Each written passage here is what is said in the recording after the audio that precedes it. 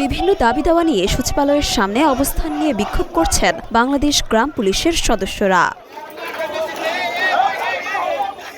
সোমবার বিকেলে সচিবালয়ের ৩টি গেটের সামনে তারা অবস্থান নিয়েছেন। ভেতর থেকে ৩টি গেট বন্ধ করে দেওয়া হয়েছে।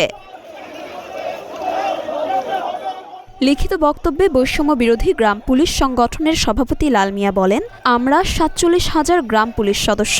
আমাদের ২০০৯ সালে জাতীয় বেতন স্কেলের গ্যাজেট হওয়া সত্ত্বেও আমরা সেই মোতাবেক বেতন পাচ্ছি না।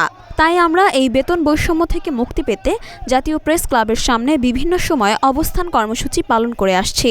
তিনি বলেন, বাংলাদেশ গ্রাম পুলিশ কর্মচারীদের কর্মজীবনের দীর্ঘদিনের পুঞ্জীভূত ক্ষোভ, অপ্রাপ্তি ও হতাশার সর্বোপরি বিদ্যমান বৈষম্যকে দ্রুত নিরসন সহ বিভিন্ন দাবি দ্রুত বাস্তবায়ন করা প্রয়োজন।